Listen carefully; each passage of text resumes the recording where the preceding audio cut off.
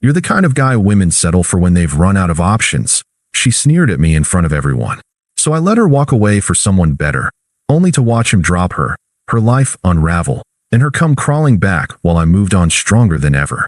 Hey viewers, before we move on to the video, please make sure to subscribe to the channel and hit the like button if you want to see more stories like this. Thanks. I never thought I'd be the guy writing something like this. I always considered myself pretty average, not in a self-pitying way, just stable. I had a steady job, paid my bills on time, went to the gym a couple of times a week, and spent weekends with my girlfriend, Megan. We'd been together for almost 2 years. She was funny, outgoing, and always the center of attention when we were out with friends. I liked that about her, honestly. She had this energy that drew people in, and I was the quieter one who liked to observe. I thought we balanced each other out. From the start, I wanted to be a good partner. I'd drive her to work when her car broke down and cover her half of the rent when she had unexpected expenses. I cooked dinners, listened to her vent about her boss, and even canceled a trip with my buddies because she said she didn't want to spend a weekend without me. Looking back, I see how one-sided it was, but at the time, I thought that's what love was supposed to look like. You give, even when it's inconvenient. There were small comments, though, things I brushed off, like when we'd run into her college friends and she'd introduce me with a laugh. "This is Daniel, my safe guy." I'd ask later what she meant, and she'd say, "Oh, don't be so sensitive. It's a joke. You're dependable, and that's a good thing." Or when I'd bring up the future, marriage, kids, buying a house someday, and she'd roll her eyes. "You sound like my dad. Can we just live in the moment?" Those comments stung, but I told myself actions were more important than words. She came home to me every night, right? She said she loved me. That had to count for something. One night, while we were watching Netflix, she casually dropped, "You know, sometimes I wonder what it would have been like if I dated guys who were a little more exciting." I paused the show. "What do you mean by exciting?" She shrugged, not even looking at me. "You know, guys who are spontaneous, who don't just work, cook, and go to the gym. Guys who live a little." I sat there for a second, trying to process it. "So you think I'm boring?" She finally looked at me, her face softening in mock sympathy. "Not boring, just predictable, which isn't a bad thing, it's just safe." I forced a laugh, pretending it didn't cut deep. "Well, I guess someone's got to make sure the bills get paid." She smirked and turned back to the TV. "Exactly. That should have been a red flag, but instead, I told myself she didn't mean it the way it sounded. Megan had a sharp tongue, but she was still here. If she really thought I wasn't good enough, she'd leave, right? I doubled down on trying to prove I was worth it. Picked up extra shifts so we could afford a vacation she wanted. Bought her little surprises, her favorite coffee, flowers, concert tickets. I thought if I just showed her enough love, she'd see how serious I was. And for a while, things seemed fine. She'd kiss me goodbye in the mornings, text me memes during the day, fall asleep on my chest at night. I convinced myself that whatever doubts she had were just passing thoughts. But deep down, there was this unease I couldn't shake. The way she looked at certain guys when we were out. The dismissive way she talked about my career, as if it wasn't impressive enough. The way she lit up when someone else made her laugh, while I got the tired version of her at home. I didn't know it then, but all those little cracks were leading to the moment that would change everything. The moment she said words that would burn into my brain forever. Words that made me realize just how disposable she thought I was. The night it all went down started off like any other. One of Megan's friends was throwing a birthday party at a downtown bar, and she insisted we go. I'm not much of a nightlife guy. Crowded bars, overpriced drinks, shouting to be heard. It's never been my thing. But Megan loved it, and I wanted to make her happy. So I ironed a shirt, put on cologne, and drove us into the city. The second we walked in, she came alive. I watched her float through the room like she owned it. Laughing, hugging, making everyone feel like they'd been waiting all night just for her to show up. I hung back, ordered us drinks, and did my usual. Smiled, nodded, blended into the background. That's when I noticed him. Some guy, younger, maybe mid-20s, with a trendy haircut and a cocky grin. He gravitated to Megan instantly, and she let him. I tried to brush it off at first. She was always friendly with people. But as the night wore on, the friendly started to look a lot like flirting. I watched her laugh at his jokes like they were the funniest thing in the world. She touched his arm when she talked. At one point, he leaned in to whisper something in her ear, and instead of pulling away, she giggled. I sat there with a drink in my hand, heat rising in my chest. I wasn't the jealous type, but this wasn't harmless. This was blatant. When she finally came back to me, her cheeks flushed and her eyes bright, I tried to keep my voice even. Having fun. She smiled. Yeah, he's hilarious. You should talk to him. You'd like him. I bit back what I wanted to say. Instead, I waited until we were in the car on the way home. The silence was thick. She scrolled on her phone, humming to herself, like nothing was wrong. Finally, I asked, do you think it's okay to flirt with some random guy all night when your boyfriend's standing right there? She glanced up, eyebrows raised. Flirt? Seriously? I was just talking. Talking doesn't usually involve touching someone's arm every 5 seconds, I said, gripping the steering wheel tighter. She rolled her eyes. You're being dramatic. It was innocent. It didn't look innocent. That's when she sighed, like I was a child throwing a tantrum. Daniel, you're reading too much into it. Not everything has to be a big deal. My jaw clenched. I just don't like being made to feel invisible. She turned to face me fully, and what she said next will stick with me for the rest of my life. With a smirk, she said, invisible? Please. You're fine. Look, you're the kind of guy women settle for when they've run out of options. You're dependable, you're safe, but you're not exciting. Guys like him, they're exciting. That's all it is. I felt the words like a punch in the gut. Settle for? She shrugged like it was nothing. I'm just being honest. Your husband material, one day maybe. But right now, I'm not ready to settle. I don't want to waste my best years playing house with someone predictable. The air in the car went dead quiet. I stared at her, waiting for her to laugh and say she didn't mean it. But she didn't. She just looked at me like she'd said something reasonable. For a moment, 100 things rushed through my head. Anger, humiliation, the urge to argue, to beg, to demand an apology. But instead, something inside me just shut off. I loosened my grip on the wheel and let out a breath. If that's how you see me, I said quietly, then I won't waste your time. She frowned. What's that supposed to mean? It means you don't have to settle. Not with me. Her smirk faltered, but I didn't say another word the rest of the drive. When we got home, I grabbed a blanket and slept on the couch. She didn't bother coming out. That was the night everything changed. The night I realized the person I'd been giving everything to saw me as nothing more than a backup plan. A placeholder until something better came along. And I decided right then that I wouldn't play that role for anyone. The morning after the party, Megan acted like nothing had happened. She breezed into the kitchen in one of my t-shirts, scrolling on her phone with a cup of coffee in hand. Want eggs? She asked, like we hadn't had that conversation in the car. I looked up from the couch, bleary-eyed from barely sleeping. No thanks. She gave me a half shrug, unfazed. Suit yourself. That was it. No apology, no acknowledgement. Just business as usual. Something in me hardened that morning. I realized I'd been waiting for her to realize what she had, to wake up and see I was the guy who stuck around when everyone else bailed. But she didn't care. She didn't see loyalty as valuable. She saw it as boring. So I made a decision. I wasn't going to argue or beg or try to prove her wrong. I was just done. Over the next week, I pulled back completely. I stopped texting her during the day. Stopped cooking dinners. I started packing up little by little, my clothes, my books, my tools from the garage. I moved them to a buddy's place until I found something permanent. She didn't even notice at first. Or maybe she did and didn't care. She was always busy with friends after work or out late with people from her yoga class. She came home buzzing with energy, makeup smudged, smelling like someone else's cologne. I didn't ask.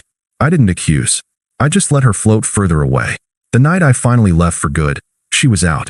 I grabbed the last of my stuff, my laptop, my toothbrush, the blanket I'd been sleeping with on the couch, and slipped out the door. No note, no scene, just silence.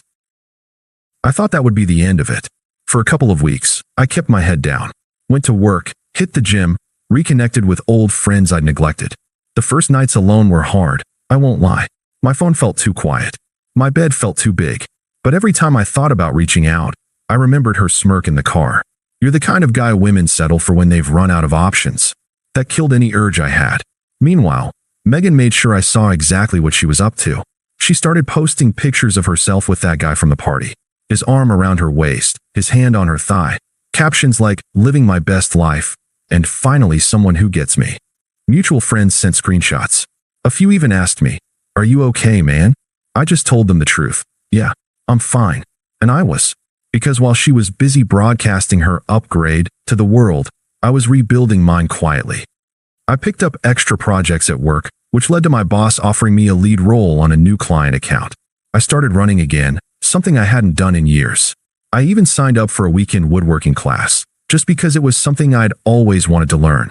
I wasn't posting about it. I wasn't trying to make anyone jealous. I was just living. And for the first time in months, maybe years, I felt at peace. Then came the first crack in her perfect new life. A mutual friend, one who never took sides, mentioned casually that Megan's new guy wasn't showing up to events with her anymore. He's kind of a flake, she said. Always has a new girl on his arm. Megan looks stressed. I just nodded. Not my problem. But inside, I felt something shift. Not satisfaction exactly, just clarity. The truth was, I didn't need karma to come for her. She was her own karma. And sure enough, the next time I saw her, weeks later, she looked nothing like the glowing, carefree girl from those Instagram posts. Her smile was strained. Her eyes darted when she spotted me across the room at a mutual friend's barbecue. She looked like someone trying to hold a picture together after it had already cracked. I didn't approach her. I didn't say a word. I just kept laughing with my friends, flipping burgers, enjoying the night. That silence, I think, bothered her more than anything I could have said. It didn't take long for the facade to crumble. The guy she'd left me for, Mr. Trendy Haircut from the party, didn't last. Word spread fast through our mutual circle. He was seeing other girls the entire time. He'd never wanted anything serious. Megan had been just another weekend distraction. I found out through a co-worker who'd also been at that party. Did you hear about Megan? She asked one morning, smirking. That guy ditched her. Apparently, he didn't even bother with a proper breakup, just stopped answering her texts. I just nodded, not surprised. Inside, I felt nothing. Not joy, not pity. Just confirmation of what I already knew. She'd gambled on someone who looked exciting and ended up losing everything she thought she'd gained. That same week, her Instagram feed went suspiciously quiet. The couple's selfies disappeared. The vague captions about living her best life stopped. Instead, she started posting selfies with captions like, working on me, and new beginnings. Classic code for everything just fell apart. I kept scrolling. Then the messages started. First, a casual text out of the blue. Megan, hey stranger. How have you been? I stared at the screen for a second, then locked my phone. No reply. 2 days later, Megan, I miss talking to you. Can we meet for coffee sometime? Again, silence from me. That's when the calls started. I ignored the first one, then the second. By the third, I finally answered, just to see what she'd say. Her voice was soft, almost rehearsed. Daniel, I know I said some things I shouldn't have. I was scared. I felt like I was settling down too soon, and I panicked. But I see now that you're the one who really cared about me. Can we at least talk? I kept my tone flat. There's nothing to talk about. Come on, she pressed. Don't be like that. I made a mistake, okay? Everyone makes mistakes. But you're the one who always believed in me. You're the only one who actually sees me. For a moment, I almost laughed. Sees me. The irony of that line from the woman who had told me to my face I was the kind of guy women only settle for. Instead, I said, you made yourself pretty clear, Megan. Her voice grew sharper, defensive. So that's it. You're just going to throw away 2 years. I didn't raise my voice. You already did that for us. Click. I ended the call. From then on, her attempts grew more frantic. Mutual friends started mentioning her name in conversations again, clearly sent as messengers. Megan asked if you'd be open to talking. She said she regrets how she acted. I'd shake my head every time. I'm not interested. One even tried guilt-tripping me. She's going through a lot right now. It wouldn't hurt you to at least hear her out. Yes, it would, I said simply. So no. That's when the shift happened. She went from apologetic to angry. Another text popped up one night. Megan, wow. So you're just going to act like you're too good for me now? After everything I gave you? I stared at that one for a long time. The audacity of it. As if she hadn't been the one to humiliate me. As if I owed her closure after what she said. I didn't reply. And that silence, once again, said more than words ever could. Meanwhile, my own life kept moving forward. Work was better than ever. I had money saved up. I was back into running shape. People noticed the difference in me. Calmer, sharper, more focused. Megan, on the other hand, was spiraling. The last I heard, the guy she'd flaunted me for had actually started dating someone else in our circle, and Megan had been crying to anyone who would listen about being betrayed. The irony was almost too rich. She'd once told me I was the man women settle for. Now she was the one everyone avoided, desperate, humiliated, and alone. And she hadn't even hit bottom yet. I thought ignoring her would be enough. But Megan wasn't the type to give up when she wanted something. even if that something was only about repairing her pride. One Friday night, a few weeks after our last phone call, I heard a knock at my apartment door. When I opened it, there she was. She looked nothing like the girl who had strutted into that party with all the confidence in the world. Her makeup was smudged, her hair was messy, and her eyes were red like she hadn't slept in days.